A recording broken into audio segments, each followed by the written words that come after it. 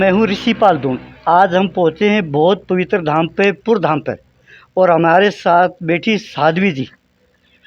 और आपको एक विशेष बात बता दूं, बहुतों के हमारे पास कमेंट आते हैं कि भाई साध्वी धाम छोड़गी या बंद होगी।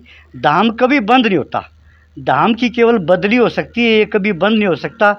और बाकी विस्तार से साध्वी जी बताएंगी इनकी रूपरेखा क्या है, किस तरह का कार्यक्रम है और कुछ बदलाव किया है ना किया है। आइए मेरे साथ। आदेश जी। साध्वी जी, आपने पता है काफ़ी भक्तों के कमेंट हमारे पास पहले भी आते हैं, और फिर भी बता दूं, भाई पहले तो ये पूछते साध्वी जी का धाम बंद हो गया या खुला है, इसके बारे में बता दो। पहले बात तो मैं कहना चाहूँगी कि टोरा दून साहब भी हमारे पास 2 महीने में आए हैं, तो आज हम वीडियो इनको बाइट दे रहे हैं। और धाम बंद नहीं हुआ है। ये जो धाम है ये पुर धाम पे है, यहीं सभी जाड़े लग रहे हैं। जो सोमवार को फड़का लगता है वो भी, मंगलवार को जाड़े का लगता है वो भी, और बृहस्पतिवार का भी, और शनिवार का भी, और रविवार का भी। 5 जाड़े यहीं पे हैं और मैं पुर धाम ही मिलूंगी सभी को। मतलब पूरे हफ्ते आप पुर धाम में लोगे? हाँ, शुक्रवार को बस मैं जुई जाती हूँ, उस दिन शुक्रवार को जुई जाती हूँ। हाँ जी। बाकी 6 दिन आप यहाँ पुर धाम में मिलोगे? हाँ जी। तो जी पहले आप जैसे बीच में शनिवास भी गए, वो बुध शैली बोलते हैं, वहाँ का आपने बंद कर दिया जाना? हाँ जी। वहाँ नहीं जाओगे? हाँ जी। वहाँ ऐसी क्या बात हुई?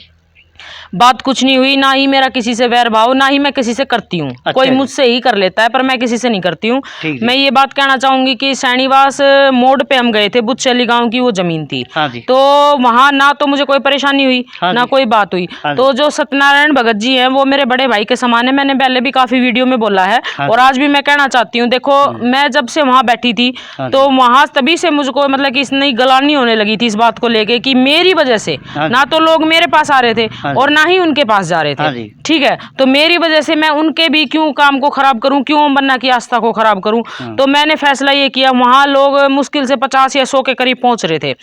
तो चाहे वो किसी कारण से भी हो, इलेक्शन का कारण हो, नवरात्रों का कारण हो, कनागत का कारण हो, या कुछ भी कारण हो सकता है, या कोई खेती बाड़ी में लग रहे हो, तो मुझे ऐसा लगा कि वो भीड़ मेरी वजह से कम हुई है।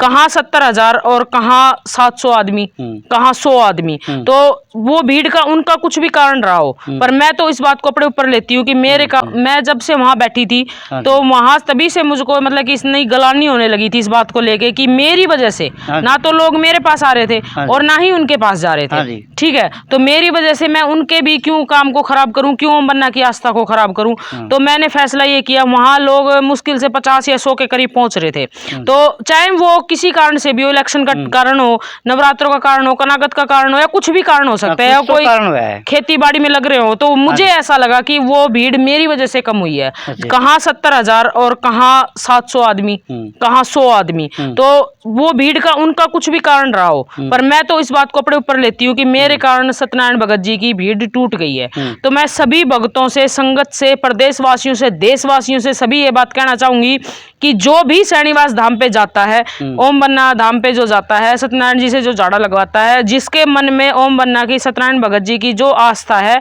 उसको बनाए रखते हुए अपने उसी धाम पे पहुंचे। मैंने बुद्धशैली मोड़ पर झाड़ा लगाना बिल्कुल बंद कर दिया है, मैं वहां अब नहीं जाऊंगी। आज हम बुधवार है, तारीख बताइए आज 9 नवंबर 2022। आज हम अपने पोस्टर भी ले आएंगे वहां से, और चिमटा त्रिशूल जो हमने लगाए हुए हैं वो भी ले आएंगे, क्योंकि मेरी वजह से किसी का नुकसान हो ये मैं बिल्कुल नहीं चाहती हूँ। और ना ही मुझे बुद्धशैली वालों से कोई तकलीफ थी, ना ही शनिवास वालों से कोई तकलीफ थी, ना ही आसपास के गांवों से तकलीफ थी। और तकलीफ करने जो जति गुरु गोरखनाथ के उपासक होते हैं उनको तो तकलीफ करने वाले को 6 बार सोचना पड़ेगा। बाकी मेरे मन में ये फील हुआ कि मैंने गलत किया, तो मैंने उस जगह को छोड़ दिया है। अब सत्यनारायण भगत जी अपना काम, झाड़ा जो भी है, जैसा भी लगाते हैं वो आस्था से लगाएं और अब सबका भला करें। और जो वहाँ की जाने वाली भीड़ है, हरियाणा, पंजाब, राजस्थान, जहाँ की भी है, वो वहाँ जाए, अपनी आस्था के अनुसार आराम जरूर होगा। तो मेरा तो यही संदेश है शनिवास के लिए और बुद्धशैली के लिए। अच्छा, ऐसा जी रही बात श्रद्धालुओं की, चाहे आपके पास हो या सत्यनारायण जी के पास हो, अभी पहली बात तो काम का टीम था, और दूसरी बात इलेक्शन का टीम है, ब्लॉक समिति, जिला परिषद, मेंबर, सरपंच, इनकी वजह से श्रद्धालु कम हो रहे हैं।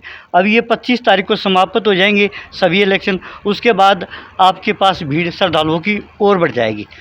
तो जी अगली बात ये है, अभी आपने कहा भाई वहाँ नहीं जाएंगे, और आगे सिर्फ आप दाम यहीं रखोगे या दूसरी जगह भी इसको शिफ्ट करना चाहोगे दाम को?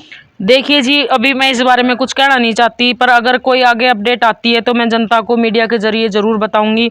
जो यहाँ पुरधाम जति गुरु गोरखनाथ के धूणे पे आना चाहता है वो आदमी यहाँ पहुँच सकता है और अपने जाड़े लगवा सकता है।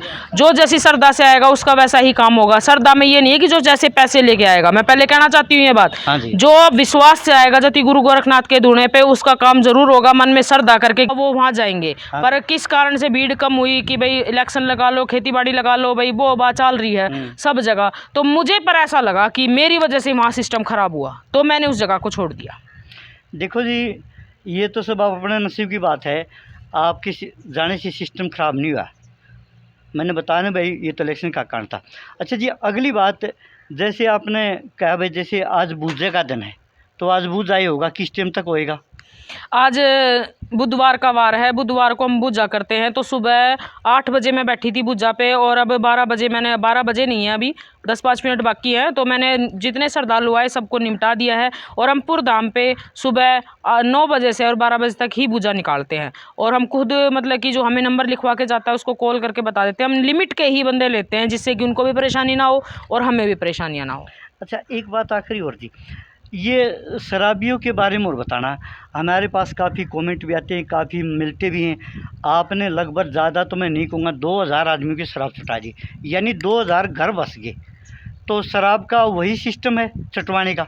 हाँ जी, रविवार को झाड़ा लगता है। शराब, सुल्फे, गांजे, अफीम, कोकीन, ये ड्रग्स वगैरह का ये रविवार को यहाँ झाड़ा लगता है। और जिपाल भाई साहब हैं अपने, ये कह रहे हैं कि 2000, पर मेरे पास 12,200 लोगों का रिकॉर्ड मौजूद है जो कि दारू छोड़ के जा चुके हैं। मैं लिखित में रखती हूँ हर चीज़ को। अच्छा जी। फल जिनके लगा है उनका भी लिखित में मिलेगा, जो ठीक हुए उनका भी लिखित में मिलेगा, और जो दारू छोड़ के गए हैं, मोटे नशे छोड़ के गए हैं, उनका भी हमारे पास लिखित में रिकॉर्ड है।